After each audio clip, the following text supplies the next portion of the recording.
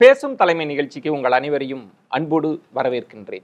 பொதுவாக மனிதர்கள் வார்த்தைகளால் அல்ல, செயல்களால் தான் அறியப்படுகிறார்கள். அதுவும் குறிப்பாக சமூகத்திற்கு சேவை புரியக்கூடிய மனிதர்களை வரலாறு எப்போதும் கொண்டாடி கொண்டே இருக்கிறது.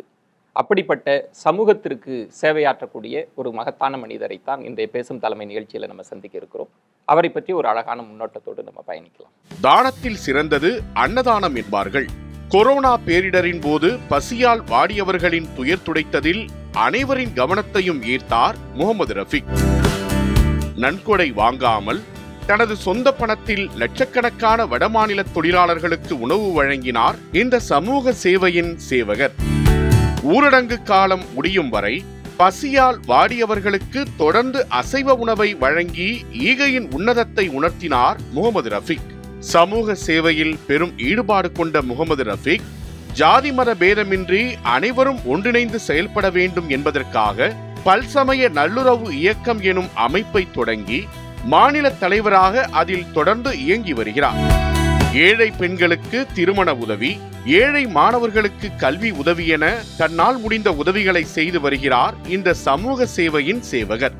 வர்தா, கஜா புயல் பாதிப்புகளின் போதும் கேரளாவில் மழை வெள்ள பாதிப்பின் போதும் களத்தில் இறங்கி செயல்பட்டதையும் பலருக்கு உதவிக்கரம் நீட்டியதையும் நெகிழ்ச்சியுடன் நினைவு கூறுகிறார் முகமது ரஃபீக். தனது மனிதம் போற்றும் செயல்பாட்டிற்காக பேரூர் ஆதீனம் மருதாச்சல அடிகளார் அவர்கள் பாராட்டியதை பெருமை பொங்க பேசும் இந்த சமூக சேவையின் சேவகர் தனது மத நல்லிணக்க செயல்பாட்டிற்காக தமிழக அரசு வழங்கிய கோட்டை அமீர் விருதினை பெற்ற நெகிழ்ச்சியான தருணங்களையும், சமூக சேவை பயணத்தில் தனது குடும்பத்தினர் மற்றும் அமைப்பினர் கொடுத்த ஊக்கமிகு ஒத்துழைப்பு அனுபவங்களையும் மனம் திறந்து பேசுகிறார் இன்றைய பேசும் தலைமையில். என்ன நேயர்களே, முன்னோட்டத்திலே நீங்க பார்த்திருக்கலாம், சமூக சேவையின் சேவகன், பல் சமய நல்லுறவு இயக்கத்தின் மாநில தலைவர் திரு முகமது ரஃபீக் அவர்களைத்தான் இன்றைய பேசும் தலைமை நிகழ்ச்சியில் நம்ம சந்திக்க இருக்கிறோம். வாருங்கள் நேயர்களே. வணக்கம் சார். வணக்கம். நிறைய விஷயங்கள் மத நல்லிணக்கம் சார்ந்து பாதிக்கப்பட்ட மக்களுக்கு உதவுறது அப்படின்னு நிறைய விஷயங்கள் சமூக சேவை தளத்தில் பயணிச்சுட்டு இருக்கிறீங்க. அதுக்கு முன்னால் ஒரு கேள்வி, பொதுவாக மனிதர்களுக்கு கொடுப்பதை காட்டிலும் பெறுவதில் தான் ரொம்ப மகிழ்ச்சி இருக்கும். நமக்கு இன்னும் நிறைய வேணும்னு. ஆனால் உங்களுக்கு கொடுக்கறதுல எப்படி இன்பம் கிடைக்குது? இறைவன் எல்லா வேதங்களிலுமே என்னன்னா, கொடு உனக்கு நான் திருப்பி கொடுக்குறேன்னு தான் எல்லா வேதத்திலையும் சொல்லுது. இயேசு கிறிஸ்துவாக இருக்கட்டும், குர்ஆனாக இருக்கட்டும், கீதையாக இருக்கட்டும், எல்லாம் என்ன சொல்கிறாங்க, கிருஷ்ணராகட்டும், இவங்க எல்லாருமே என்ன சொல்கிறாங்க, கொடுத்தால் நான் திருப்பி கொடுப்பேன்னு தான் சொல்கிறாங்க. அதனால் எனக்கு இது ஒரு இதெல்லாம் நான் வேதத்துங்களை எல்லாம் படித்ததுனால நான் கொடுக்குறேன், எனக்கு திருப்பி இறைவன் கொடுத்துட்றேன். இறைவனும் எனக்கு டபுளாக 5 மடங்காகவும் நம்மளுக்கு நம்ம என்ன செய்கிறோமோ அதுக்கு உடனடியாக கொடுத்துட்றேன். அது கீதையிலையும் இருக்குது, இயேசு பிரானும் சொல்லியிருக்கார், அல்லாஹ் குர்ஆன்லையும் சொல்லியிருக்கார். எல்லா மத நூல்கள்லையும் இதுதான் இருக்குது. ஆனால் என்னன்னா, ஒரு குடும்பஸ்தனாக இருக்கிறப்ப என்ன சொல்லுவாங்க வீட்டில் அப்படின்னா, என்னங்க இப்படி எல்லாத்துக்கும் கொடுத்துக்கிட்டே இருந்தால் என்ன, நமக்கு பையன் இருக்கிறான், பொண்ணு இருக்குது, நமக்குன்னு வேண்டாமா சொத்து அப்படின்லாம் கேட்பாங்கல்ல. அப்படிலாம் யாரும் கேட்டதே இல்லையா? எனக்கு என் குடும்பத்தில் எங்கள் தந்தை எனக்கு சின்ன வயசில் இருக்கும்போதே எப்போவுமே யாராச்சும் உதவி செஞ்சால் எங்கள் கண்ணு முன்னாடியெல்லாம் அவர் உதவி செஞ்சுருக்கார், நிறைய உதவிகள். அப்போ சொல்லுவார், யாரா கேட்டால் கஷ்டத்துக்குன்னு தொண்டையில் இருக்கிறத எடுத்து கொடுறா, அதுதான் இறைவனுக்கு பிடிக்கும் அப்படின்னு சொல்லியிருக்காங்க. அதனால் எங்கள் குடும்பத்தார்கிட்ட இந்த விஷயமெல்லாம் ஏற்பட்டது. என் மனைவியும் இந்த மாதிரி தான், யாருக்காக இருந்தாலும் உதவி செய்யக்கூடியவங்க. அவங்க நான் செய்யலைன்னா, ஏன் உதவி செய்யலைன்னா தான் கேட்பாங்க.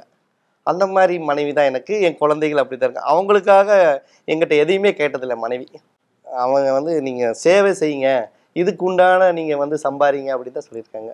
அதனால் என் குடும்பத்துலேயோ என் சகோதரம், என் மனைவி, மக்கள் யாருமே இந்த மாதிரி நீங்கள் ஏன் செய்கிறீங்க, நம்மளுக்கு வேணுமில்லை அப்படின்னு கேட்டதில்லை. அதே ஒரு பாக்கியம். நீங்கள் சொன்ன மாதிரி எல்லா மத நூல்கள்லையும் சொல்லப்படுகிற வாசகம் அப்படின்றது, எல்லாருக்கும் கொடுத்து உதவுகிற பாக்கியத்தை இறைவன் கொடுப்பதில்லை, வெகு சிலருக்கு மட்டும்தான் கொடுக்குறாங்க. மற்ற எல்லாருமே தனக்குன்னு தான் இருந்துட்டு இருப்பாங்க. இந்த கொடுப்பதில் கிடைக்கக்கூடிய இன்பம்னு நீங்கள் எதை பார்க்குறீங்க? இப்போ நிறைய நம்ம சொந்த காசை கூட போட்டு உதவுறோம்ல, அதில் கிடைக்கிற இன்பம்னு எதை பார்க்குறீங்க? இன்பம் அப்படின்னு கேட்டிங்கன்னா, நான் அது என்னென்னா, ஒருத்தருக்கு சாராயம் குடிக்கிறது போதை, ஒருத்தருக்கு பணம் சம்பாதிக்கிறது ஒரு போதை, ஒருத்தருக்கு அரசியல் ஒரு போதை, எனக்கு என் குடும்பத்தாருக்கெல்லாம் வந்து பிறருக்கு கொடுத்தாதான் அது ஒரு போதை. மத நல்லிணக்கம் அப்படின்ற இருக்கணும், எல்லா சமயத்தவரையும் ஒண்ணாக்கி ஒரு அமைப்பு நிறுவனம் அப்படின்ற அந்த எண்ணம் எப்படி வந்தது, ஏன் வந்தது அது? நான் வந்து ஒரு கிராமம், தெலுங்குபாளையம் அப்படிங்கிறது முதல்ல கிராமம். அந்த கிராமத்தில் நான் வந்து வாழ்ந்தது. நான் எங்கள் அப்பா, என் கூட பிறந்தவங்க 4 அண்ணன் தம்பிங்க, 3 பொண்ணுங்க. நாங்கள் ஒரு 3 ஃபேமிலி தான் இருப்போம் அந்த ஊரில். அவங்க வந்து பெரும்பான்மையான இந்துக்கள் வந்து 5000 பேர் இருப்பாங்க. அப்போல்லாம் நான் 94 93 எல்லாம் நான் படிக்கும்போதெல்லாம் வந்து என்னை வந்து அனைத்து சமூக மக்களும் வந்து என்னை வந்து மாப்பிள்ளைன்னு தான் கூப்பிடுவாங்க. நான் மாமான்னு கூப்பிடுவேன், அவங்க மாப்பிள்ளைன்னு தான் கூப்பிடுவாங்க. 98ல் வந்து ஒரு சில சம்பவங்கள், சில ஒரு குழுக்களால் வந்து ஒரு ஒரு கோயம்புத்தூரில் ஒரு ஏற்பட்டதுக்கப்புறம் அந்த நிலை வந்து மாறிடுச்சு. இந்த மாமா மச்சாங்கிறத விட்டுட்டு பாய் இங்கே வா பாய் அப்படிங்கிற மாதிரி எல்லாம் ஒரு ஒரு சூழ்நிலை, சந்தேகம், அச்சம் வந்து ஒரு ஏற்பட்டுருச்சு. இந்த மாதிரி சமயத்தில் நம்ம வந்து சமூகத்துக்கு வந்து முதல் மாதிரியே இந்த சமூகம் வரணும், மாமா மச்சான் உறவுகள் அப்படியே தான் இருக்கணும் அப்படிங்கிறதுக்காகத்தான் நம்ம 2000லேருந்து 2009 வரைக்கும் பல்வேறு பணிகளை எல்லாம் சமூக நல்லிணக்கத்துக்காக நிறைய பணிகள் செஞ்சோம். அதுக்கு முன்னாடியும் செஞ்சுருக்கோம் 2000லேருந்து. அதுக்கப்புறம் என்னென்னா நம்ம நண்பர்கள் அவங்கெல்லாம் சேர்ந்து நம்ம ஒரு அமைப்பை உருவாக்கி பல்சமய நல்லொரு இயக்கம்னு ஒன்று ஆரம்பித்து இந்து முஸ்லீம் கிறிஸ்துவர்கள் எல்லாம் இவங்க கூட சேர்ந்து முதல் மாதிரியே கோயம்புத்தூரை கொண்டு வரங்கிறதுக்காக இந்த மாதிரி பல்வேறு பயணங்கள், பல்வேறு தடைகள் இருந்துச்சு. நம்ம வந்து நான் வந்து போய் ஒரு பொங்கல் கொண்டாடினா எங்கள் சில குழுக்கள் எல்லாமே எதிர்ப்பாக இருப்பாங்க, பெரிய எதிர்ப்பு. ஆமாம், அந்த நேரத்தில் அதெல்லாம் மாற்றி இன்னைக்கு வந்து தீபாவளி, பொங்கல், கிறிஸ்மஸ், ரம்ஜான், இன்னைக்கு வந்து நான் வந்து செஞ்சது வந்து இன்னைக்கு எல்லாருமே கோயம்புத்தூரில் நிறைய பேர் பண்ணுறாங்க. மத நல்லிணக்க கிறிஸ்மஸ், மத நல்லிணக்க தீபாவளி, மத நல்லிணக்க பொங்கல், சமத்துவ பொங்கல், இந்த மாதிரி எல்லாம் கொண்டாடுறாங்க. அதுக்கு நான் வந்து முன் உதாரணமாக இருந்திருக்கேன். அதுதான் ரொம்ப முக்கியங்க. இதை நீங்கள் ஒரு வேற மாவட்டத்தில் செஞ்சுருந்தா கூட அதில் ஓரளவுக்கு எளிமை இருக்கும், அங்கேயும் தடை இருந்திருக்கும். நீங்கள் கோவை பகுதியில் செய்கிறீங்க அப்படின்னா நிச்சயம் இவர் ஏன் இதை செய்கிறாரு, இவருக்கு எதுக்கு இந்த வேலை அப்படின்னு வந்திருக்கும். பல் சமயத்தவரை கூப்பிடுறப்ப அவங்க அச்சப்பட்டிருக்கலாம், வார்த்தைகளில் புண்படுத்தி இருக்கலாம். அந்த அனுபவம்லாம் எப்படி இருந்தது? அது நம்ம தான் வந்து இப்படி செய்யும் போது என்ன ஆகுன்னு கேட்டிங்கன்னா, இந்த மாதிரி எதிர்ப்புகள்லாம் வரும்போது அதை நம்ம வந்து அது பொருட்படுத்துறதில்ல. அது நம்ம சரி பார்த்துக்கலாம், என்ன ஆயிரு போதும் அப்படின்னு சொல்லியிருந்தாங்க. 2வது காவல்துறை நண்பர்கள் எல்லாம் வந்து ரொம்ப சப்போர்ட்டாக இருக்காங்க நம்மளுக்கு, இந்த அமைப்புக்கு பல்சமய நல்லொரு இயக்கத்துக்கு வந்து ரொம்ப சப்போர்ட்டாக இருக்காங்க. அதனால அதுக்கப்புறம் இந்த எல்லாம் மறைஞ்சிருச்சு. என்னுடைய அமைப்பு வச்சு தான், பல்சமயத்தை வச்சு தான் இன்னைக்கு கோயம்புத்தூரில் பல்வேறு ஐக்கிய ஜமாத், இந்த மாதிரி பல்வேறு ஜமாத்துக்கெல்லாம் சேர்ந்து கூட இந்த மாதிரி போட்டுட்ருக்காங்க. இந்த மீட்டிங்கு, மத நல்லிணக்க கூட்டம் அப்படிங்கிறதெல்லாம் நான் வந்து 2009லேயே பண்ணிகிட்ருக்கேன். நிறைய பண்ணியிருக்கேன். நிறைய சமூக சேவைகள் இந்த மாதிரியெல்லாம் எல்லாத்தையும் கூப்பிட்டு, எல்லா மதத்தையும் கூப்பிட்டு அவங்களுடைய கீதையில் இருக்கிறத சொல்லுவேன், பைபிளில் இருக்கிறத சொல்லுங்கள், குரானில் இருக்கிறத சொல்லுங்கள். எல்லாம் வந்து எல்லாமே மனிதனை நேசிக்க தானே சொல்லுது. எந்த மதமும் வந்து கொலை செய்ய சொல்லலை, எந்த மதம் வந்து திருட சொல்லலை. எல்லாமே வந்து நீங்கள் வந்து முக்தி அடையணும், அதுக்காக நீங்கள் நேரான பாதையில் வாங்கன்னு தானே சொல்லுது. இது நாங்கள் செஞ்சிட்ருக்கோம். நிச்சயமாக எல்லா மதங்களுமே மனிதத்தை தான் கற்பிக்கிறது, அதில் மாற்று இல்லை.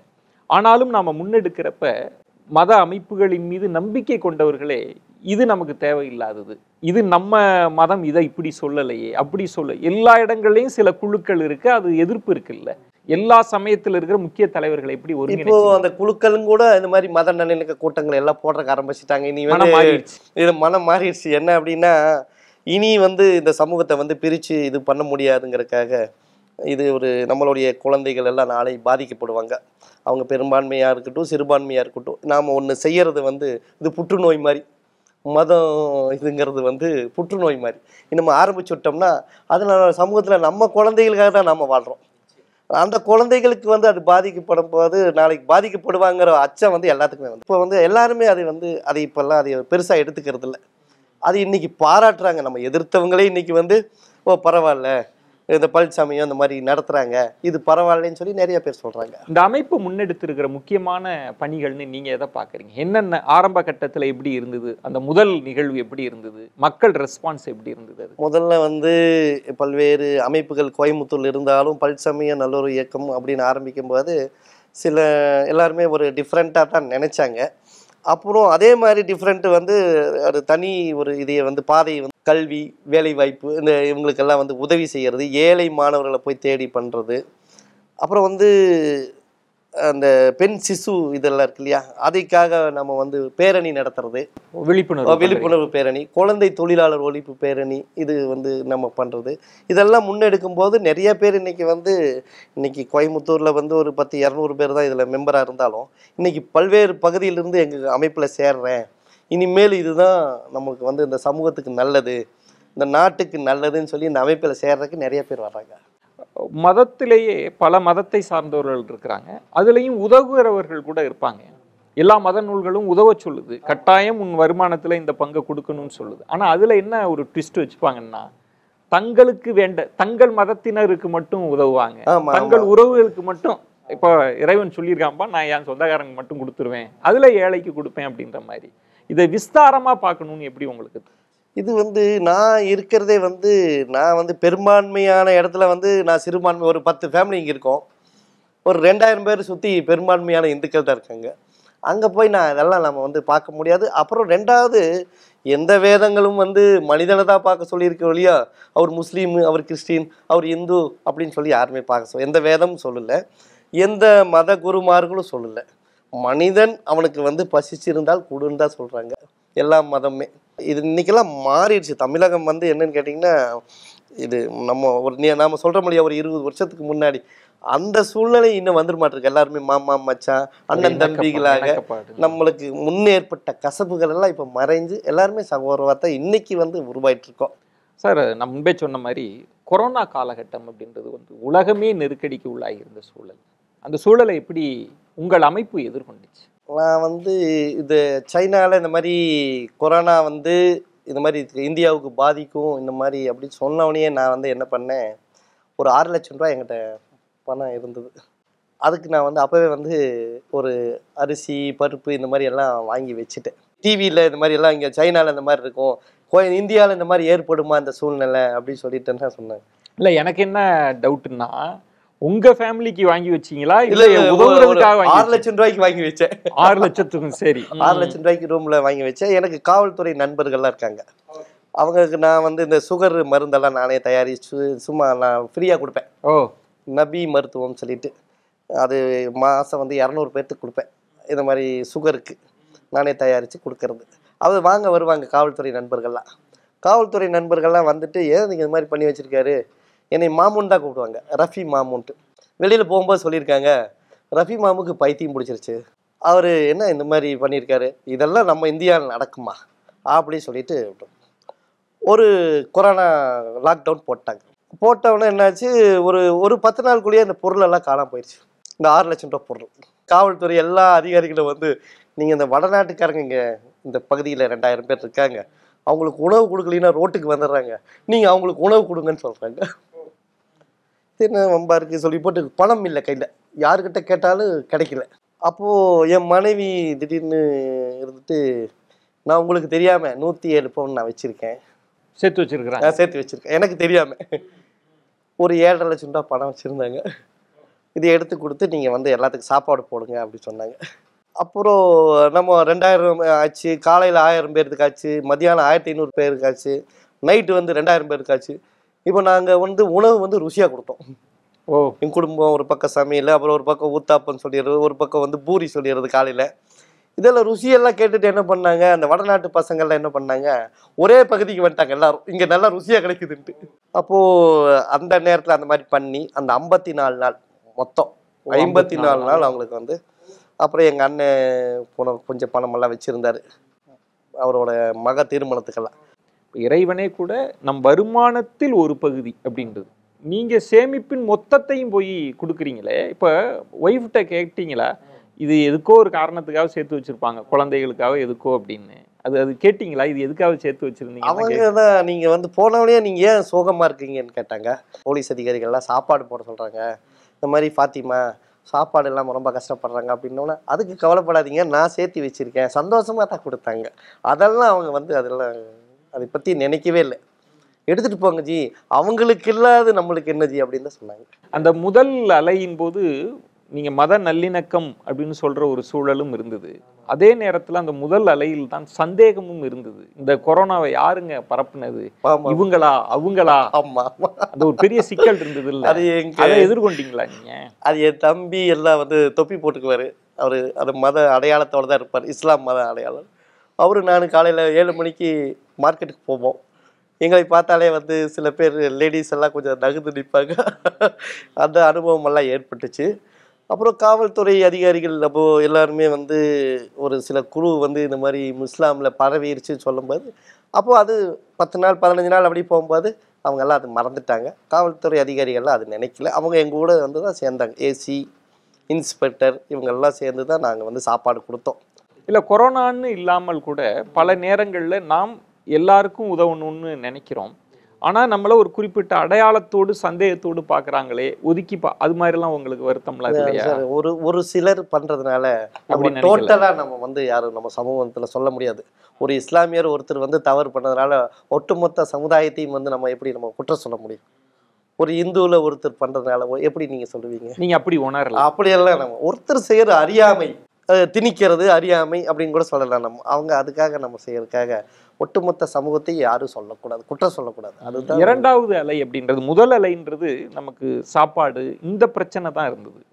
இரண்டாவது அலை அப்படின்றது உயிர் பிரச்சனையா மாறுது. தமிழகத்துல உயிரிழப்பு அதிகமாகுது, ஆக்சிஜன் பெட்டு கிடைக்காத சூழல். ரெண்டாவது அலையும் உங்களுக்கு எப்படி அந்த அனுபவம் இருந்தது? அது 2வது அலையில எல்லாம் எங்க அண்ணன் தம்பிகள்லாம் கொஞ்சம் பணமெல்லாம் நிறையா வச்சிருந்தாங்க. அவர் 30 40 லட்சம் 50 லட்சம் கொடுத்தாங்க. எல்லாரும் சேர்ந்து தான் நாங்கள் வச்சுக்கிட்டோம். குடும்பத்தாருக்குள்ளேயே சகோதரி எல்லாருமே ஹெல்ப் பண்ணாங்க. நாங்கள் எல்லாருமே பணம் வச்சுருந்தோம். அந்த டைம் 2வது அலையில் பணம் கொஞ்சம் ரெடியாக இருந்தது. அப்போ ஒரு கல்யாண மண்டபம் பிடிச்சி, இந்த இம்யூனிட்டி கம்மியாகிறதுனால தானே கொரோனா வருது, உயிர் பலி ஆகுதுன்னு சொல்லி போட்டு சிக்கன் பிரியாணி முட்டை பிரியாணியாக டெய்லி வந்து 4000 பேர் 5000 பேர்த்துக்கு நாங்கள் டெய்லி அது எத்தனை நாள்? அது ஒரு 44 நாள் நம்ம கொடுப்போம். அப்போ வந்து உயிர் பலி அதிகம் ஆகும்போது 2 மணி நேரம் 2 டெம்போ ட்ராவல் வாங்கி ஆம்புலன்ஸ் ஒன்று ரெடி பண்ணி நான் ஃப்ரீயாக சர்வீஸ் பண்ணணும். அதுக்கப்புறம் வந்து தமிழகத்தில் முதலமைச்சர் வந்து கோவை வந்து 50 ஆம்புலன்ஸ் கொடுத்தாரு. அதுக்கப்புறம் நம்ம வண்டி ஆம்புலன்ஸ் எல்லாம் தேவையில்லாமல் போயிடுச்சு. துரித நடவடிக்கை எடுத்தாங்க. கோவையில் தான் தமிழ்நாட்டிலே அதிகமாக இருந்தது அந்த டைம். அதெல்லாம் நம்ம அரசாங்கம் வந்து நல்லா செயல்பட்டாங்க. நீங்க வந்து இப்போ சொல்வதை பார்த்தா வந்து உங்கள் சொந்த சேமிப்பு, சொந்த காசு, அப்புறம் உங்க உறவினர்கள் சகோதரர்கள் இப்படி தான் இருக்குன்னு, ஏன் வந்து வெளியில உதவி வாங்கணும் அப்படின்னு உங்களுக்கு தோணலையா? ஏன்னா நாங்க கேள்விப்படுவது வெளிநாட்டுல இருந்தெல்லாம் உதவுறதுக்கு வந்தாங்க. ஆமா ஆமா ஆமா. ஏன் வேண்டாம் அப்படின்னு சொல்றீங்க? அது நம்ம வந்து ஒரு 25 வருஷமா இதே நம்ம வந்து செஞ்சுட்டு இருக்கோம். இந்த பையன் நம்ம சர்வீஸே நம்மளுக்கு பயணம். நம்மளுக்கு இல்லைனாலும் நம்ம குடும்பத்துக்கே வேண்டாட்டின்னு பரவாயில்ல, மற்றவங்களுக்கு உதவி செய்யணுங்கிற குணம் தான் எனக்கு, என் சகோதரருக்கு, என் மனைவி மக்களுக்கெல்லாம். இப்போ நம்ம ஒரு 20 வருஷம் நம்ம வந்து சர்வீஸ் பண்ணிட்டு இருக்கோம் சொந்த காசுல. திடீர்னு ஒருத்தர் வந்து கொடுக்கும்போது என்ன ஆயிடும், இவர் 4 பேர்த்துக்கிட்ட வாங்கி செய்யறாருங்கிற ஒரு கெட்ட பேர் வந்துருங்கிறதுக்காக தான் அது நம்ம செய்யறது. அப்போ இப்போ நம்மளே விமர்சனங்கள் வருது, இவர் இந்த பணத்தை வச்சு தான் ஏதோ செய்வார், அது செய்வார், இது செய்வார் சொல்லுவாங்க. இது வெளியிலிருந்து நம்ம வாங்கலைன்னா அந்த விமர்சனம் வராது. நம்மளுடைய சேவைக்கு ஒரு களங்கம் ஏற்படக்கூடாது. அந்த சேவை செய்யறதுல இன்னும் எனக்கு ஊக்கம்தான் கிடைக்கணும் மொழியா, இதுல வந்து எனக்கு வந்து சந்தேகம் விமர்சனம்னு வந்துடக்கூடாது. விமர்சனம் வந்துச்சுன்னா எனக்கு வந்து செய்யக்கூடாது, இன்னும் ஏன்னா இது தப்பு பண்ணிட்டோமா அப்படிங்கிற ஏற்படக்கூடாது. அதுக்காக நான் செய்யறது. நீங்க திருமணத்திற்கு முன்பு இருந்தே இந்த சமூக சேவை அதுலதான் உங்களுக்கு ஆர்வம்? திருமணத்துல இருந்து முன்னாடி இருந்தே நான் செய்தேன். 2000 இருந்தே நான் செய்தேன். அப்படி பார்த்தா நீங்க திருமணம்ன்றது முக்கியமான நிகழ்வு, பல முக்கியமான முன்னெடுப்பு அப்படின்றது மனைவியின் ஒத்துழைப்பு இல்லாம இருக்காது. மனைவி குடும்பத்தின் ஒத்துழைப்பு புரிதல் முதல்ல இருக்கணும்ல. திருமணத்தின் போது நீங்க யோசிச்சீங்களா, ஒருவேளை நமக்கு கரெக்டா இருக்கணுமா, இல்ல நமக்கு வேணும்னு சொல்றேன் அப்படிலாம் உங்களுக்கு என்ன பயம்லாம் இருந்ததா? அதெல்லாம் பயம் இருந்தது. அவங்க திருமணம் செஞ்சாங்கன்னா அவங்க வந்து என்னை மாதிரி ஆயிட்டாங்க. அவங்க முதல்ல எப்படி இருந்தாங்கன்னு தெரியல, அது என்னை அதுக்கப்புறம் என்னையை விட அவங்க தர்மம் செய்யறாங்க. இப்ப நான் அன்னைக்கு ஒரு 2000 ரூபாய் நான் கொடுத்தேன்னா அவங்க 5000 ரூபாய் பண்றாங்க. அந்த மாதிரி ஆயிட்டாங்க. எதிர்காலம் அப்படின்றது சமூக செயல்பாடுல இருக்கிறவங்க, தானம் செய்யறவங்களுக்கெல்லாம் இருக்கிற முக்கியமான, பலரால ஏன் செய்ய முடியலன்னா எதிர்காலம் குறித்த அச்சம். நம்ம தலைமுறைக்கு சேர்த்து வைக்கணும், பேர பிள்ளைங்களுக்கு சேர்த்து வைக்கணும், நாளைக்கு ஏதாவது நடந்துட்டா நமக்குன்னு ஒரு பேங்க் பேலன்ஸ் இருக்கணும்லாம் இருக்கும்ல. நீங்க அப்படி எதிர்காலம் குறித்தெல்லாம் உங்களுக்குன்னு வேணும்லாம் நினைக்கலையா? அப்போ எதிர்காலம் வந்து எனக்கு இறைவன் இருக்கிறான், எனக்கு இறைவன் இருக்கான். என்னுடைய உணவை வந்து கொடுக்கறது நிர்ணயிக்கப்பட்டது வந்து இறைவன், எனக்கு கொடுப்பான்னு நம்பிக்கை. இப்போ இப்படியும் கேட்கலாம் இல்லையா? இப்போ வசதி வாய்ப்பு, ஒரு கார் வாங்குறாங்க, இன்னும் இப்போ விலை உயர்ந்த காரு, விலை உயர்ந்த பெரிய பெரிய பொருட்கள் வாங்கணும், அதை அனுபவிக்கணும் அப்படிலாம் தோணாதா உங்களுக்கு? அது நம்மளுக்கு வந்து எளிமையாகவே இருக்கணும் அப்படிங்கிறதே என் மனைவி, மக்களுக்கு, சகோதரர்கள்லாம். நீங்கள் பாருங்கள், எங்கள் அண்ணன் வந்து பிரியாணி கடை வச்சுருக்காரு. அவர் லுங்கியில் தான் இருப்பார்.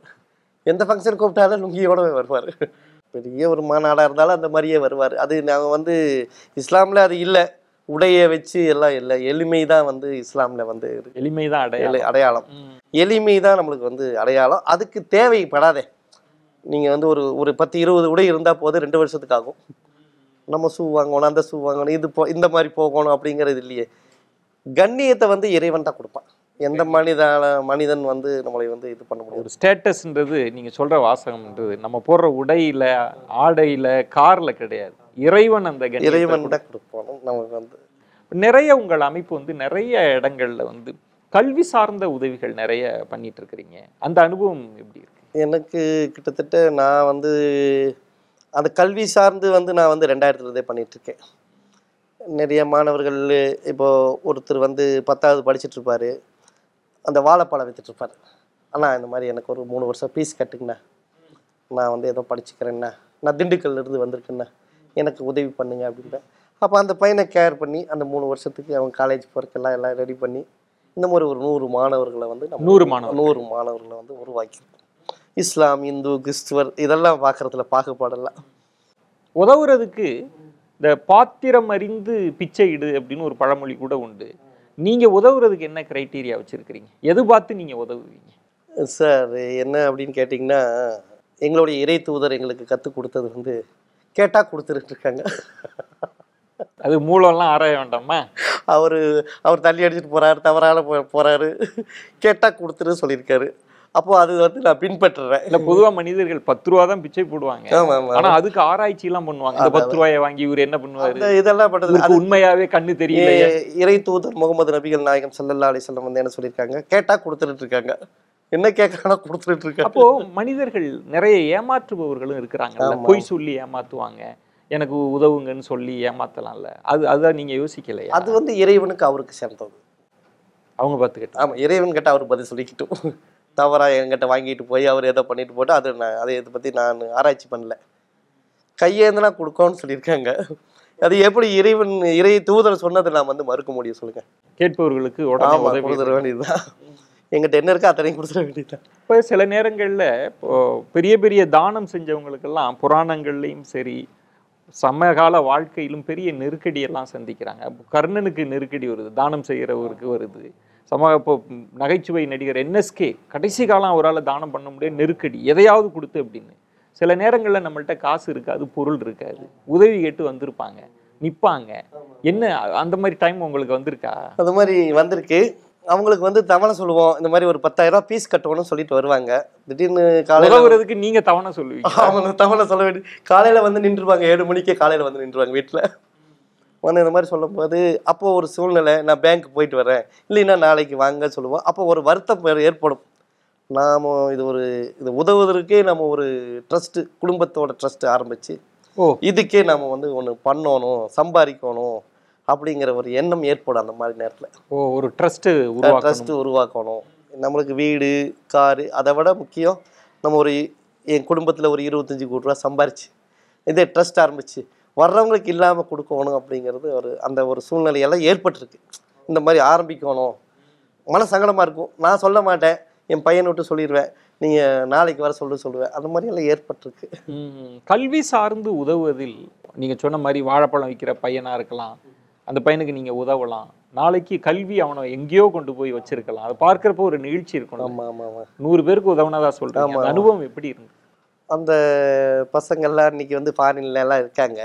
அவங்க கேட்பாங்க, இந்த மாதிரி நான் இந்த மாதிரி உதவி செஞ்சுட்டு உங்களுக்கு எந்த ட்ரஸ்ட்டுக்கு ஏதோ பணம் அனுப்பட்டுமாண்ணே, ஏன்னா இந்த பாய் உங்களுக்கு அனுப்பட்டுமா, இந்த மாதிரியெல்லாம் கேட்பாங்க. உங்களுக்கு ஏதோ ஹெல்ப் வேணுமா அப்படின்ட்டு எல்லாம் கேட்பாங்க. அது இல்லைப்பா நீ சந்தோஷமாக இருக்குல்ல அதே போதும் அப்படின்னு சொல்லி அது ஒரு பூரிப்பு, அது ஒரு சந்தோஷம், மிகப்பெரிய சந்தோஷம். ஏன் வந்து எல்லா சுமையும் உங்கள் தோல்லையே சுமக்கிறீங்க? 4 பேர் இன்னும் நாங்கள் கை கொடுக்குறோம் அப்படின்னு வரப்ப இன்னும் 4 பேருக்கு உதவலாமே அப்படின்னு யோசனை இல்லை? இப்போது நாங்கள் குடும்பம், என் சகோதரர் எல்லாருமே சம்பாதிக்கிறது இதே எங்களுக்கு போதுமானதாக இருக்குது. இதுக்கு தகுந்த மாதிரி நாங்கள் பண்ணிட்டு போகிறோம். இது போதுமானதாக இருக்குது. நம்ம என்னென்னு ஆகிட்டிங்கன்னா இன்றைக்கி ஒரு 2 லட்சம் ரூபா தேவை. ஒரு அண்ணன் இருக்கார், ஒரு மாமனார் இருக்கார், 2,00,000 ரூபா கொடுங்கன்னா கொடுக்குறாங்க. மாமனாரும் இப்ப ஆமா, கொடுக்குறாரு. ஆமா, ஆமா, ஆமா. உங்க அணியில அவரும் சேர்ந்துட்டாருங்களா? ஆமா, ஆமா. இதெல்லாம் வந்து நம்மளுக்கு அந்த மாதிரி ஏற்பட்டதுல ஒரு நம்ம என்ன அப்படின்னா, நம்மளுக்கு தேவைக்கு இறைவன் கொடுத்துட்றாங்க. அது நம்ம நீங்க திரும்ப திரும்ப இதை நம்புறீங்க. கொடுத்தா இறைவன் ஆமா, கொடுப்பான். ஆமா. நம்ம தேவையை வந்து எப்படியா இருந்தாலும் பூர்த்தி செஞ்சிடறோம். அது சில நேரங்கள்ல வெளிப்படையா உடைச்சு சொல்ல முடியாது. ஆனால் இறைவன் மீண்டும் மீண்டும் சொல்லிட்டே இருக்கிறாங்க, நான் கொடுப்பேன், நீ தொடங்கு, நான் முடித்து வைக்கிறேன் அப்படின்னு. சில நேரங்கள் அப்படி ஒரு இக்கட்டான சூழல்ல இறைவனே அப்படி கொடுத்ததா நீங்க உணர்ந்த தருணங்கள் இருக்கா? அது நிறைய இருக்கு. 1, 2 இல்ல. அது மறைமுகமான உதவி சொல்லுவாங்க எங்க இதுல. இறைவனின் மறைமுகமான உதவி. இது இப்போ நான் ஒருத்தருக்கு உதவி செஞ்சிருப்பேன். ஒரு 10,000 ரூபா அவருக்கு ஏதோ ஹாஸ்பிட்டலுக்காக நான் செஞ்சிருப்பேன். ஒரு 50,000 ரூபா ஒருத்தருக்கு செஞ்சிருப்பேன். அந்த பணம் வந்து எப்படி வருது அப்படிங்கிறது தெரியாது. அது ஏதோ ஒரு திடீர்னு ஒருத்தர், நான் ரியல் எஸ்டேட் பண்றேன், ஒருத்தர் வந்து கேட்பாங்க. திடீர்னு ஒருத்தர் வருவார், பாய் இந்த மாதிரி எனக்கு ஒரு 5 கோடி ரூபாய்க்கு இடத்த முடிச்சு கொடுங்க அப்படிப்பாரு. இன்னொரு மூலமா வருது. ஆமா. அவரு திடீர்னு வந்து அது ஒரு வாரத்துல செகண்ட்ல முடிஞ்சிடும் அந்த வியாபாரம். 10 லட்சம் ரூபா கொடுத்துட்டு போவார். நான் 50,000 ரூபாய் கொடுத்துருப்பேன், 10 லட்சம் ரூபாய் கிடைச்சிடும். அது எனக்கு எப்படி கிடைக்குதுன்னே தெரியல. கண்ணு மூடி திறக்கிறக்குள்ள வந்து உங்களால உணர நிறைய உணர்ந்திருக்கேன். கூரையை பிச்சுட்டு தருவாங்கன்னு சொல்லுவாங்க அந்த பழமொழி கிராமத்துல, அது சொல்லுவாங்க இல்லையா, அது மாதிரி அவன் கொடுக்கணும்னு நினைச்சிட்டா கூரையை பிச்சு கொடுத்துருக்கான் எனக்கு. தானத்தில் சிறந்தது அன்னதானம் என்பார்கள். கொரோனா பேரிடரின் போது பசியால் வாடியவர்களின் துயர் துடைத்ததில் அனைவரின் கவனத்தையும் ஈர்த்தார் முகமது ரஃபீக். நன்கொடை வாங்காமல் தனது சொந்த பணத்தில் லட்சக்கணக்கான வடமாநில தொழிலாளர்களுக்கு உணவு வழங்கினார் இந்த சமூக சேவையின் சேவகர். ஊரடங்கு காலம் முடியும் வரை பசியால் வாடியவர்களுக்கு தொடர்ந்து அசைவ உணவை வழங்கி ஈகையின் உன்னதத்தை உணர்த்தினார் முகமது ரஃபீக். சமூக சேவையில் பெரும் ஈடுபாடு கொண்ட முகமது ரஃபீக் ஜாதி மத பேதமின்றி அனைவரும் ஒன்றிணைந்து செயல்பட வேண்டும் என்பதற்காக பல்சமய நல்லுறவு இயக்கம் எனும் அமைப்பை தொடங்கி மாநில தலைவராக அதில் தொடர்ந்து இயங்கி வருகிறார். ஏழை பெண்களுக்கு திருமண உதவி, ஏழை மாணவர்களுக்கு கல்வி உதவி என தன்னால் முடிந்த உதவிகளை செய்து வருகிறார் இந்த சமூக சேவையின் சேவகர். வர்தா, கஜா புயல் பாதிப்புகளின் போதும் கேரளாவில் மழை வெள்ள பாதிப்பின் போதும் களத்தில் இறங்கி செயல்பட்டதையும் பலருக்கு உதவிக்கரம் நீட்டியதையும் நெகிழ்ச்சியுடன் நினைவு கூறுகிறார் முகமது ரஃபீக்.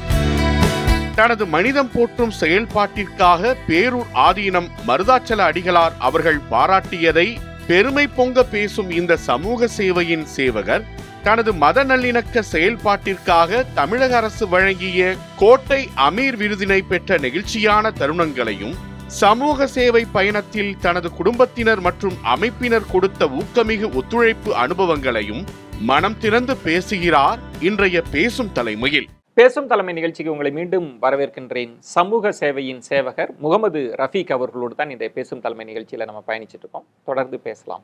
நிறைய உதவிகள் கோவை பகுதியில் நிறைய பேருக்கு உதவி செஞ்சுட்டு இருக்கீங்க. அதே மாதிரி இயற்கை பேரிடர் தமிழகம் பாதிக்கப்பட்ட போது அதனால அதுக்கும் உதவியில் உங்கள் அமைப்பு செஞ்சிருக்குல்ல? புயல் எங்கே வந்தாலும் முதலாளாக நாங்கள் நிற்போம். எங்கள் அமைப்பு சார்பாக ஒரு 10 லட்சம் ரூபாய் எடுத்துகிட்டு அவங்களுக்கு பொருள், கஜா புயல், கொக்கி புயல், கேரளாவில் புயல் வந்துச்சு, இந்த மாதிரி புயல் பாதித்த பகுதிகள் எல்லாம் நாங்கள் உடனடியாக போய் உதவி செய்வோம். களத்துக்கு போயிடுவோம். நாங்கள் கேரளாக்கெல்லாம் களத்துக்கே போயிருக்கோம். அவங்களாம் ரொம்ப சிரமப்பட்டுட்டு இருந்தாங்க முதல் புயல் வந்தப்போ. 2வது நாளே நாங்கள் போயிட்டோம். ஒரு 2 லாரி எடுத்து அவங்களுக்கு பெட்ஷீட்டு, பொருள், சாப்பாட்டு பொருள் எல்லாம் எடுத்துகிட்டு. அதே மாதிரி கஜா புயல் நாகப்பட்டினம், சென்னை, இந்த மாதிரி புயல் எல்லாம் பாதிக்கப்பட்டால் உடனடியாக அதுக்கு நாங்கள் தயாராக தான் இருப்போம். உதவி போனாலும் கூட அந்த களத்துக்கே போகிற போது வாழ்வாதாரத்தையே இழந்து உயிர் இழப்புகளை சந்திக்கிற மக்கள், அவங்களோட கண்ணீர் இருக்குல்ல, ரொம்ப அளவில் பாதிக்கும்ல. அது அது ரொம்ப எனக்கு கேரளாவில் ஏற்பட்ட அனுபவம் ரொம்ப, அதெல்லாம் மறுக்கவே முடியாது. மோசமான பாதிப்பு. அது இந்த பங்களா வீடு, அந்த பங்களா வீடே மூழ்கிடுச்சு. பெரிய பெரிய பங்களா வீடே மூழ்கிடுச்சு. அதெல்லாம் ரொம்ப ஒரு வருத்தப்பட்டது உண்டு. அதெல்லாம் அந்த மாதிரி இறைவன் யாருக்குமே கொடுக்கக்கூடாது அப்படின்னு நினைப்போம். அந்த மாதிரி எல்லாம் சூழ்நிலை ஏற்பட்டிருக்கு. ஒரு எளிய தொடக்கம் தான். உங்களுக்கு பெரிய கல்வி பின்புலம் இல்லை, ஒரு பெரிய ஒரு வசதியான வாய்ப்புகள்லாம் இல்லை. நீங்களாவே உங்கள் சேவை அந்த தடத்தில் பயணிக்கிறப்ப ஒரு முக்கிய புள்ளியாக தமிழக அரசின் ஒரு உயரிய விருது, மத நல்லிணக்கம் விருது முதல்வர் கொடுக்கிறார் இல்லையா? அந்த அனௌன்ஸ்மெண்ட், அதை வாங்கின தருணம் எப்படி உணர்ந்தீங்க? எனக்கு வந்து முதல்வர் வந்து கோட்டை அமீர் மத நல்லிணக்க விருது 2022 கொடுத்தாங்க, அறிவிச்சாங்க. அறிவிச்சவொடனே எத்தனையோ விருது வாங்கியிருக்கோம். அரசு வந்து எந்த அரசு எனக்கு வந்து அங்கீகாரம் பண்ணல. இந்த விருதெல்லாம் நான் வந்து கேட்கவும் இல்லை. நீங்க அப்ளை பண்ணல. ரெண்டாவது வந்து திடீர்னு டிவியில் வந்து சொல்கிறாங்க, இந்த மாதிரி கோட்டை அமீர் விருது கோவை முகமது ரஃபீக் அப்படிங்கும்போது அது ஒரு ரொம்ப மகிழ்ச்சி. அப்போ உங்களுக்காக வேற யாரோ பரிந்துரைச்சிருக்காங்க. யாரு பண்ணுறாங்களோ இது வரைக்கும் நான் தேடி இருக்கேன், அது நான் வந்து கண்டுபிடிக்கல. ஆனால் அரசாங்கம் வந்து இப்போ வந்து சேவை செய்யறவங்களுக்கு தேடி அவங்களுக்கு வந்து உரிய அங்கீகாரம் கொடுக்குற அரசாக இருக்குது. எனக்கெல்லாம் அந்த அவார்டு வாங்கினாதான் நம்ம சேவை செய்வோம்ட்டு இல்லை. இதெல்லாம் ஒரு 10 வருஷத்துக்கு முன்னாடி 5 வருஷத்துக்கு முன்னாடி இந்த விருதெல்லாம் எனக்கு கொடுத்துருக்கணும். ஆனால் இந்த டைம் வந்து எனக்கு யாருன்னே தெரியல. கொடுக்கும்போது எனக்கு ஒரு பெரிய ஒரு பூரிப்பு, சந்தோஷம். ரெண்டாவது என்னென்னா 93 இன்றைய முதலமைச்சர் மு க ஸ்டாலின் தளபதி அவர்களை வந்து நான் வந்து சந்திச்சிருக்கேன் கோவையில். அவர் சாப்பிட்டுட்டு இருந்தார், சாப்பிட்டு முடிச்சிட்டாரு. நான் போய் பார்க்கும்போது அவர் என்ன சொன்னார்னா, சாப்பிட்டு வாங்க தம்பி அப்படி சொன்னார். என்னை கூட்டிகிட்டு போனோம். சாப்பிட்டுட்டு முதல் போனவொடனே சாப்பிட்டுட்டு வந்துட்டு, ரெண்டாவது வந்து இவர் நம்ம சொல்கிறார், ஒரு நண்பர் மாவட்ட நிர்வாகிகள் எல்லாம் சொல்கிறாங்க, இவர் இளைஞரணி தம்பி அப்படின்னு. எனக்கு ஒரு 19 வயசு இருக்கப்போ தோளில் தட்டி கொடுக்குறாரு, நீங்கள் பெரிய ஆளாக வருவீங்க தம்பி அப்படின்னு சொல்கிறார். மரியாதையாக பெரிய ஆளாக வருவீங்க தம்பின்ட்டு. அவர்கிட்ட விருது வாங்கும்போது அதை நினச்சேன். அன்னைக்கு 93 அவர் வந்து என்னை வந்து தட்டி கொடுத்தாரு. இன்னைக்கு அவர்கிட்ட கையால் விருது வாங்குறேன் அப்படிங்கும்போது அது வேறொரு தளத்தில் பயணித்து விருது வாங்குறது எனக்கு வந்து மிகப்பெரிய ஒரு சந்தோஷம். எனக்கு ஒரு அங்கீகாரம், இனியும் செய்யணும் மக்களுக்கு ஒரு உற்சாகம், உத்வேகம், இதெல்லாம் வந்து எனக்கு வந்து அதுக்கப்புறம் வந்துச்சு. முக்கியமான விஷயம், உங்களுடைய சமூக சேவை சார்ந்த பயணம், மத நல்லிணக்கம் ரொம்ப முக்கியம், மனிதத்தை போற்றணும் அப்படின்னு ஒரு விஷயம். கல்விக்கு உதவி செய்கிறீங்க, பாதிக்கப்பட்டவங்களுக்கு உதவுறீங்க, பசியோடு இருக்கிறவர்களுக்கு உதவுறீங்க. இது ஒரு புறம் நடந்துட்டு இருக்கப்ப, குறிப்பாக இப்போ நீங்கள் ரொம்ப ஃபோக்கஸ்டாக இருக்கிறது பார்க்குற போது இந்த போதை விழிப்புணர்வு, அதிலிருந்து மீட்க வேண்டும் இளைஞர்களை அப்படின்னு, ஏன் அந்த சிந்தனை எப்படி ஏற்பட்டுச்சு? அது இந்த 2 வருஷமாக அந்த கொரோனா காலகட்டத்தில் வந்து பசங்கள்லாம் வந்து ஸ்கூலுக்கெல்லாம் போகாதனால அந்த எல்லாத்துக்கிட்டையும் செல்ஃபோனு அதையெல்லாம் பார்த்து தவறான பழக்கத்தை நிறையா மாணவர்கள் வந்து பழகிட்டாங்க. கண்ணு முன்னாடி பார்க்குறோம். 10வது படிக்கிற மாணவன், +2 படிக்கிற மாணவன் போதையில் கஞ்சாங்கிறாங்க, என்னென்னமோ சொல்கிறாங்க, இன்ஜெக்ஷன் எல்லாம் போட்டுக்கிறாங்க. நம்ம கண்ணு முன்னாடி பார்த்துருக்கோம்.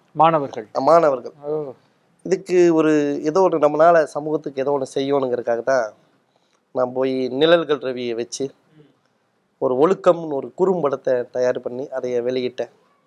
இப்போ 2வது ஒரு கஞ்சா கருப்பை வச்சு ஒரு படம் தயாரிச்சிருக்கேன். அது வந்து போதை பொருட்கள் விழிப்புணர்வு பேரணி.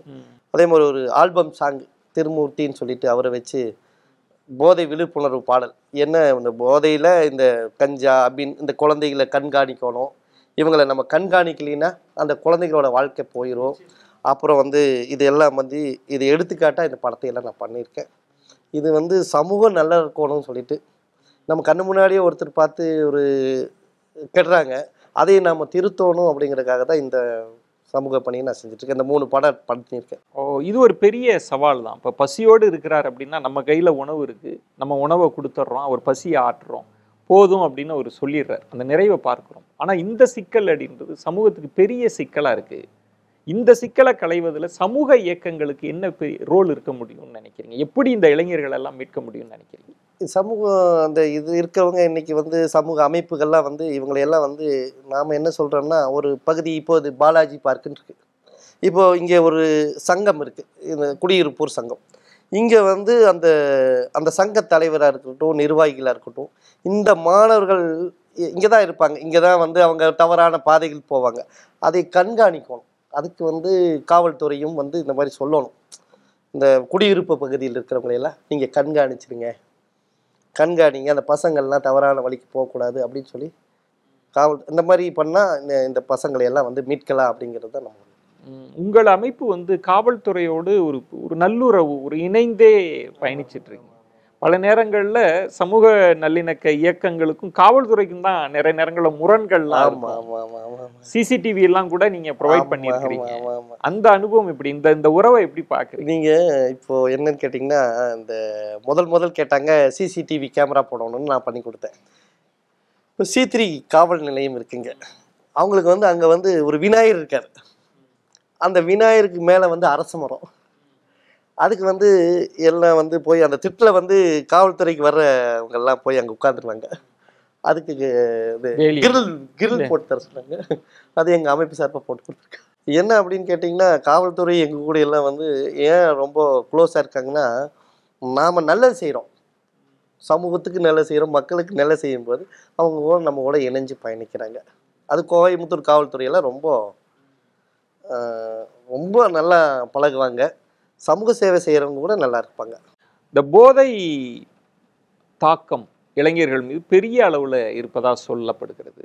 இதிலிருந்து மீட்கணும் அப்படின்னு தொடர்ந்து நிறைய குறும்படங்கள்லாம் பண்ணிட்டு இருக்கிறீங்க. இந்த தளத்துல ஏதாவது எதிர்கால திட்டம்னு வச்சிருக்கிறீங்களா? எதிர்கால திட்டம் அப்படின்னா வந்து இன்னைக்கு வந்து காவல்துறை நிறைய நடவடிக்கை எடுத்துட்டு இருக்காங்க. இப்போல்லாம் வந்து அந்த மாதிரி கொஞ்சம் கம்மியாக இருக்கு. கண்காணிக்கிறாங்க நிறைய. அது தமிழ்நாடு காவல்துறை சிறப்பாக செயல்பட்டுட்டு இது பண்ணுறாங்க. பெற்றோர்களும் வந்து குழந்தைகளை போயிட்டு வந்தா, ஸ்கூலுக்கு போயிட்டு வந்தா கூடுதல் அவங்கள பொறுப்பு இருக்கு. வந்து பொறுப்போட கவனிக்கணும். இன்னைக்கு செல்போன் கொடுத்துட்றாங்க. அவங்க என்ன பண்ணுறாங்கன்னு தெரியறதில்ல.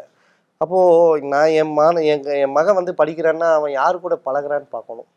ஸ்கூல் எத்தனை மணிக்கு விடணும்னு கூட கண்காணிக்கணும். இதெல்லாம் வந்து அவங்களுக்கு வந்து ஸ்கூலில் போய் இதெல்லாம் சொல்லலான்ட்டு இருக்கோம். மாணவிகளும் கூட இன்னைக்கு வந்து தவறான பாதையில் இந்த கஞ்சா இந்த மாதிரி விஷயத்துல எல்லாம் போதைக்கு அடிமையாயிட்டாங்க. இதெல்லாம் வந்து ஒவ்வொரு காலேஜ் ஸ்கூலில் போய் நாங்கள் வந்து இதை அவங்க விழிப்புணர்வு ஏற்படுத்தலான்ட்டு இருக்கோம். இது முக்கியமான தருணம். இதிலிருந்து மீண்டுட்டால என்னன்னா இதுல நியூஸ் 7 ஒரு பெரிய முன்னெடுப்பை செய்யுது. ஆமா, எல்லா நிறைய கல்லூரிகள்ல ஆமா, நாங்க. ஆமா, நாமளும் பொதுநல அமைப்பில் இருக்கிறவங்களும் இது பண்ணணும். அதே மாதிரி நாம என்னதான் பண்ணாலும் பெற்றோர்களும் கண்காணிக்கணும். குழந்தைகளை வந்து கண்காணிக்கணும். யாரு கூட பழகுறா, எத்தனை மணிக்கு வர்றாங்க அப்படிங்கிறதெல்லாம் வந்து அவங்க கண்காணிச்சா மட்டும்தான் இது வந்து வெட்ட முடியும் வேலையை. அது ஒரு லிங்க் மாதிரி. இது வெற்றிலாம் தான் இந்த சமூகம் வந்து நல்லா இருக்கும். இது மதத்தை விட இது வந்து மோசமானதா இருக்க மாட்டிருக்கு. பெரிய மதத்தை விட இது வந்து போதைங்கிறது வந்து மோசமானதா இருக்கு. இளைஞர்கள் வந்து அந்த தவறான பாதைக்கு போகக்கூடாது. அதுதான் நம்மளுடைய. உங்களுடைய எதிர்கால கனவு அப்படின்னு ஏதாவது பெரிய ஆசை, இதை நிறைவேற்றணும் அப்படின்ற மாதிரிலாம் ஏதாவது வச்சிருக்கிறீங்களா? எதிர்கால கனவு அப்படின்னு சொல்றது வந்து என்னன்னா, நான் ஒரு 25 கோடி ரூபா சம்பாதிக்கணும். எங்கள் குடும்பத்தோட எல்லாரும் சேர்ந்து குடும்பத்திலே வந்து ட்ரஸ்ட் பண்ணிடணும். குடும்ப ட்ரஸ்ட்டு இது பல்சமய இயக்கம் தனியாக இருந்தாலும் இது குடும்ப ட்ரஸ்ட் பண்ணிட்டு இந்த வருமானத்தை வச்சு அந்த வருஷத்துக்கு வந்து ஒரு 100 பேர்த்துக்கு திருமணம் செஞ்சு வைக்கணும். இந்து, முஸ்லீம், கிறிஸ்டின் மும்மதமும் சேர்ந்து இந்த மாதிரி பண்ணணும். கல்வி அவங்களுக்கு வந்து கொடுக்கணும். டெய்லி வந்து அன்னதானம் திட்டம் கொடுக்கணும். இந்த ஒரு 10 மாவட்டத்தில் இந்த மாதிரி பண்ணணுங்கிறது எனக்கு, என் மனைவிக்கு, என் சகோதரி எல்லாத்துக்கும். இது எங்களுக்கு வந்து வீடு வேணும், பங்களா வேணும், இன்கம் வேணும் அப்படிங்கிறதெல்லாம் இல்லை. இந்த சமூகத்துக்கு ஏதோ ஒன்று செஞ்சுட்டு போகணும் அப்படிங்கிறது எங்களுக்கு. அடுத்த தலைமுறை பசங்கள்லாம் என்ன சொல்றாங்க? பசங்கள்லாம் என் கூட தான் வந்துடுவாங்களே. அவங்களும் களத்துக்கு அவங்களே வந்துடுறாங்களே. ஃபஸ்ட்டு கொரோனாலேயே அவங்க வந்து சாப்பாடு கொடுத்துட்டு இருந்தாங்க. அதெல்லாம் நாங்கள் பயந்துக்கல. அதுதான் நான் சொல்கிறேன் பார்த்தீங்களா, சமூக சேவைங்கிறது ஒரு போதை ஆயிடுச்சு எங்களுக்கு. இப்போ 4 பேர்த்துக்கு செய்கிறது வந்து ஒரு போதை. இதில் வந்து ஒரு இன்பம் இருக்குது, நிம்மதியான தூக்கம் இருக்குது, பசி இருக்குது, எல்லாமே இருக்குது. எல்லாமே நிறைவு இருக்குது, மன நிறைவு. வயிறு நிறைஞ்சிருது, மனசு நிறைஞ்சிருது. ரெண்டுமே நிறைவு இருக்கும்போது அதைத்தானே தேடி போகணும். இல்லை, இன்னொன்று நீங்கள் ஒரு விஷயம் சொன்னீங்க, நம்ம கொடுக்குறோம், முக்கியமான கட்டத்தில் இறைவனே கொடுக்குறான் அப்படின்ற நம்பிக்கையோடு இருக்கிறீங்க. ஆனால் இன்னொரு புறம் பிஸ்னஸ் பண்ணுறீங்க. ஆமாம் ஆமாம். பிரியாணி கடை வச்சுருக்கிறீங்க, ரியல் எஸ்டேட்லாம் பண்ணுறீங்க. அது ஒரு பிஸ்னஸ் அப்படின்னா கொடுக்கல் வாங்கல், லாப நஷ்டம் இருக்கும், பிஸ்னஸில் ஏற்ற இறக்கங்கள் இருக்கும்ல. இப்போ நீங்கள் இங்கிருந்து தான் எடுத்து உதவுறதுக்கு போட்டுட்டு இருந்தீங்கன்னா எப்படி பிஸ்னஸை பேலன்ஸ் பண்ணுறீங்க? பிஸ்னஸ் எனக்கு வந்து இறைவன் வந்து நான் வந்து மீடியேட்டர் வேலையும் நான் பண்ணுவேன். ஒரு 2 சைட்டு வாங்கி வீடும் கட்டுவேன். ஒரு லாபம் இல்லாமல் இருக்குமா? நஷ்டம் ரியல் எஸ்டேட்டில் நஷ்டம்னு யாரும் சொல்ல மாட்டாங்க. பிரியாணி கடை அது வந்து ஆல்ரெடி போகும். அப்புறம் கல்யாண ஆர்டர் கிடைக்கும், இந்த மாதிரி ஆர்டர் கிடைக்கும். அதை குறைந்த லாபத்தில் நம்ம வந்து செஞ்சு கொடுப்போம். குறைந்த லாபம். லாபம். அப்புறம் ஏழைகள் வந்தாங்கன்னா, இந்த மாதிரி ஏழை பெண்கள் திருமணம் அப்படின்னு சொன்னாங்கன்னா, இந்த மாதிரிங்க எங்களால் முடியலைங்க இவ்வளோதான் இருக்குது சொன்னாங்கன்னா, இந்த மாதிரி ஒரு 50,000 ரூபா ஆகிறது 20,000 செஞ்சு கொடுப்போம். இதெல்லாம் ஒரு பிஸ்னஸும் சமூக சேவையும். அதை எப்படி பேலன்ஸ் பண்றீங்க? அதுதான் நம்மளுக்கு ஏதோ ஒரு விதத்துல இறைவன் கொடுத்துறானே, எப்படியோ சக்கரம் சுழன்று கொண்டே இருக்கு. அதை எப்படி கொடுக்குறான்னு தெரியாது, மறைமுகமான விஷயம். ஏன்னா பிசினஸ்ன்றது ஒரு பெரிய டாஸ்க் சார். அதை பேலன்ஸ் பண்றது பெரிய சிக்கல். அது ஏத்த இறக்கம் இருக்கும், லாப நட்டம் இருக்கும். அதை என்ன பண்றது, அதையே யோசிச்சுட்டு இருப்பாங்க வெறித்தனமா. நீங்க சொன்ன மாதிரி என் கம்பெனி 100 கோடி சம்பாதிக்கணும், அது அவங்களுக்கு தான் யோசிப்பாங்க. இன்னொன்று சமூக சேவையிலும் நிறைய நீங்க களத்துக்கு போகணும், உதவணும். இதை எப்படி பேலன்ஸ் பண்ண? இப்போ நம்ம ஒரு 5 லட்சம் ரூபாய்க்கு ஒரு சைட் வாங்குவோம். 5 லட்சம் ரூபாய் போட்டு நம்ம வந்து பில்டிங் கட்டுவோம். அது 13 லட்சம் ரூபாய்க்கு விற்போம், 12 லட்சம் ரூபாய்க்கு விற்போம், 14 லட்சம் ரூபாய்க்கு விற்போம். எப்படியோ ரொட்டேஷன் வீடு ஆகிட்டு தானே இருக்கு, பிஸ்னஸ் ஆகிட்டே தானே இருக்கு. எந்த இடத்துல நிற்கலையே, நின்னா தானே பிரச்சனை. நான் இல்லைன்னா என் சகோதரன் சம்பாதிப்பேன், இன்னொரு சகோதரர் சம்பாதிப்பார். எல்லாருமே நம்ம வந்து போயிட்டு இருக்கு, லிங்க் மாதிரி தானே எல்லாமே போயிட்டு தானே இருக்கு. எங்கேயுமே நிற்கிறதுக்கு வாய்ப்பு இல்லை. நேரம் டைம் எல்லாம் எப்படி வைக்கிறீங்க? எவ்வளோ நேரம் உழைக்கிறீங்க? நேரத்தை எப்படி பகிர்கிறீங்க? நான் வந்து பிஸ்னஸ்க்குன்னு வந்து 2 மணி நேரம் உழைக்கிறேன். சர்வீஸுக்குன்னு 10 மணி நேரம் சர்வீஸ் பண்ணுற அளவுக்கு தான் இருப்பேன். காலையில் எழுந்திரிச்சா சைட்டுக்கு போகணும், வியாபாரத்துக்கு போகணும், அவ்வளோதான். 10 மணியோடு முடிஞ்சிடும். அதுக்கப்புறம் யாருக்கு உதவலாம், யார் வர்றாங்க அவங்களுக்கு ஹெல்ப் பண்ணலாம், அவங்களுக்கு ஏதோ ஒரு திட்டங்களை, அரசாங்க திட்டங்களை கொண்டு போய் சேர்த்தலாம். இந்த மாதிரி இதுதான் நம்ம யோசனை. தேவைப்படுற மக்கள் நிறைய பேர் இருக்கிறாங்க, ரொம்ப ஏழ்மை நிலையில். இந்த நிகழ்ச்சியை பார்த்து இன்னும் உங்களுக்கு கூட்டம் தான் கூட போகுது. நாம் வந்து கட்டாயம் கொடுக்குறோம். நாம் அவங்க பெருசாக நினச்சிட்டு வந்துடுறாங்க, இவங்க பெரிய ட்ரஸ்ட் வச்சுருப்பாங்க அப்படி சொல்லிட்டு. நம்ம ஏதோ வர்றவங்களுக்கு நம்ம இல்லாமல் முடிந்த அளவுக்கு நம்ம கல்விக்கெல்லாம் நம்ம செஞ்சுட்டு தான் இருக்கோம். ஆப்ரேஷன் வந்துடுவாங்க, பழனியிலேருந்து வந்துடும், இந்த மாதிரி எல்லாம் வர்றாங்க. அப்போது எல்லாத்துக்கும் நம்ம செஞ்சுட்டு தான் இருக்கோம். நாம் யாரையுமே வந்து இது பண்ணல. அது ஒரு இடத்துல வந்து இறைவன் வந்து இறை தூதர் முகமது நபியே வந்து ஒரு மன சங்கடப்பட்டதுக்கு கண்டிச்சிருக்காரு, குரானில் இருக்குது. அவர் வந்து ஏதோ ஒருத்தருக்கு வந்து கொடுக்கும்போது ஏதோ ஒன்று சொல்லிட்டாருங்கிறதுக்காக அவரவே கண்டிச்சிருக்கார். நம்ம ஏமாத்திரம். அதனால் வந்து இதெல்லாம் நம்ம அப்படியே ரொட்டேஷன் ஆகிட்டு இருக்குங்க சார். வியாபாரம், 4 பேருக்கு தொடர்பு, இதெல்லாம் போயிட்டு தான் இருக்குது. நல்லா ஒரு சமூக சேவை தளத்தில் நிறைய பேருக்கு உதவுறது, அவங்க துயர் துடைப்பது, கண்ணீரை துடைப்பது, அந்த பயணம் தான். கிட்டத்தட்ட ஒரு நாளில் 10 மணி நேரம் அதுக்கு தான் ஒதுக்கிட்டு. இந்த பயணத்தில் திரும்பி பார்க்குறப்ப நிறைய பேருக்கெல்லாம் உதவி இருப்பீங்க. சிலது வந்து ரொம்ப நெகிழ்ச்சியாக இருக்கும், நம்ம உதவுனதுக்கு ஒரு அர்த்தம் இருக்குது அப்படின்னு. ஒரு நல்ல கண்ணை மூடி தூங்குறப்ப நிம்மதியான உறக்கம்லாம் சொல்லுவாங்க. ஆமாம் ஆமாம், அது மாதிரி அனுபவங்கள் இருக்கா? அது மாதிரி அனுபவம் வந்து எனக்கு வந்து கொரோனாவில் ஏற்பட்டுச்சு. சாப்பாடுக்கு வந்து அப்படியே லைனில் நின்று அடிச்சுட்டு நிற்பாங்க. அந்த பசிக்கு வந்து நிற்பாங்க. அது வந்து சொல்லுவாங்க 2 நாள் சாப்பிட்லிங்க, இங்கே வந்து நல்லா சாப்பாடு போடுவாங்கன்னு சொல்லுவாங்க. அதெல்லாம் வந்து அந்த நாளெல்லாம் வந்து நாம் எப்படி தூங்கணும்னே தெரியாது. அந்த ஒரு இன்பம், நம்ம இந்த வாழ்க்கையே இதோட முடிஞ்சாலும் கூட பரவாயில்ல அப்படிங்கிற ஒரு சந்தோஷம் ஏற்பட்டிருக்கு அந்த நேரத்தில். மன திருப்தி. அப்போது நாளைக்கு மரணம் வந்துட்டாலும் கூட பரவாயில்ல அப்படிங்கிறவங்க கூட நினச்சிருக்கோம். நிறைவு அந்த மாதிரி ஏற்பட்டிருக்கு. அந்த மாதிரி கொரோனா காலங்களில் நிறைய ஏற்பட்டிருக்கு. அவங்க சந்தோஷப்படுவாங்க. அப்புறம் வந்து மழை வெள்ளத்தால் பாதிக்கப்படுறவங்க, அப்போ அந்த வீட்டுக்குள்ளேயெல்லாம் போகும்போது நம்ம போய் அவங்களுக்கு ஏதோ ஒரு ஹெல்ப் பண்ணி, அவங்களுக்கு ஏதோ ஒரு கையில் 5,000 10,000 கொடுக்கும்போது அவங்க வந்து மகராசனாரு சாமி அப்படின்ட்டுலாம் சொல்லுவாங்க இல்லையா, அந்த நாளெல்லாம் வந்து மறக்க முடியாத நாள். அதெல்லாம் கிடைக்கவே கிடைக்காதுங்க சார். அதான் ஒரு போதைன்னு சொல்லிட்டேனே, சர்வீஸ் வந்து ஒரு போதை. அதில் போகிறவங்களுக்கு தான் கிடைக்கும், தேடி போனால் தான் கிடைக்கும். நிச்சயமா. இளைஞர்கள் இதை பார்க்கலாம். நீங்கள் சொல்கிற மாதிரி வந்து மனிதம் தான், எல்லா மதங்களும் மனிதத்தை தான் சொல்லுது. எல்லாமே வந்து வேற்றுமைகளை கலைந்து எல்லாம் ஒற்றுமையாக இருக்கணும், ஒன்றுபடணும் அப்படின்னு சொல்லுது. நீங்கள் சொல்கிற செய்தின்றது என்ன? இதை பார்க்குற நேயர்களுக்கு சொல்கிற செய்தின்றது என்ன? இன்றைய சூழ்நிலையில் மனிதன் வந்து இரக்கமுள்ள மனிதனாக இருக்கணும் அப்படிங்கிறது தான். எல்லாருமே மனிதநேயம், மத நல்லிணக்கம் வந்து இன்றைக்கி வந்து முக்கியமாக இருக்குது. அப்புறம் சகோதரத்துவம் முதல்ல இருந்தோம். அப்போது கேட்குறவங்களுக்கு, பக்கத்து வீட்டார்களுக்கு நம்ம உதவி செய்யணும்.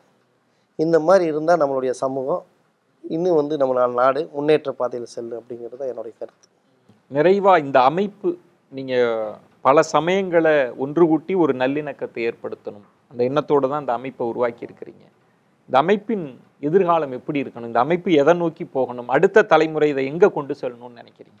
அடுத்த தலைமுறை அப்படின்னா எல்லாருமே வந்து சகோதரத்துவமாக இருக்கணும். மதநலன் இப்போ வந்து இப்போ ஒருத்தர் வந்து நண்பர் வர்றாரு, கோயிலுக்கு ஒரு 10,000 ரூபா கொடுங்கங்கிறாரு, நம்ம கொடுக்குறோம். அவரு கொடுக்குறாரு, பள்ளிவாசலுக்கு கொடுக்குனா கொடுக்குறாரு, சர்ச்சுக்கு கொடுக்குறாரு. அதை அந்த மாதிரி சூழ்நிலை இனியும் வந்து மக்கள்கிட்ட சேர்த்து கோயிலோ மதமோ ஜாதியோ அப்படிங்கிறது இல்லாமல் மனித நேயம்தான் முக்கியம் சமூகத்தில் அப்படிங்கிறத கொண்டு வரக்கு நான் வந்து முயற்சி பண்ணிட்டு பாடுபட்டுட்டு. Great sir. ஒரு நிறைவான ஒரு பயணம், நிறைவான ஒரு இலக்கை நோக்கிய பயணம் அப்படின்னே சொல்லலாம். தமிழக அரசின் உயரிய விருது கிடைச்சிருக்கு. இன்னும் மென்மேலும் விருதுக்காக நீங்கள் சொன்னீங்க, விருதுக்காக நான் பயணம் செய்யலை அப்படின்னு. இன்னும் நிறைய துயர் துடைக்க வேண்டிய மக்கள் இன்னும் நிறைய பேர் இருக்கிறாங்க. அவர்களுக்கான துயர உங்கள் அமைப்பு நீங்கள் துடைக்கணும் அப்படின்ற கோரிக்கையோடு எங்கள் நிகழ்ச்சி சார்பாக நெஞ்சம் நிறைந்த நன்றிகளை, வாழ்த்துக்களை தெரிவிச்சுக்கிறேன். நன்றி சார், நன்றி சார், நன்றி சார். என்ன நேயர்களே, பேசும் தலைமையினுடைய தனித்துவம் அப்படின்றது வந்து பல துறைகள் சார்ந்த ஆளுமைகளை சந்திப்பது, அந்த துறை சார்ந்த அனுபவங்களையும் அந்த ஆளுமையின் வெற்றி ரகசியங்களையும் அவர் வாழ்க்கையை பார்க்கிற தரிசனங்களையும் உங்களுக்கு மிக நெருக்கமாக கொண்டு வந்து சேர்ப்பது தான் பேசும் தலைமையினுடைய தனித்துவம், வெற்றியின் ரகசியம் அப்படின்னு சொல்லலாம். அதற்காகத்தான் பேசும் தலைமை துறை தேடி வித்தியாசமான ஆளுமைகளின் அனுபவங்களை தேடி பயணித்து கொண்டே இருக்கிறது. அந்த பயணம் தொடர்ந்து கொண்டே இருக்கும். அதுவரை உங்களிடமிருந்து விடைபெறுகிறேன். நன்றி, வணக்கம்.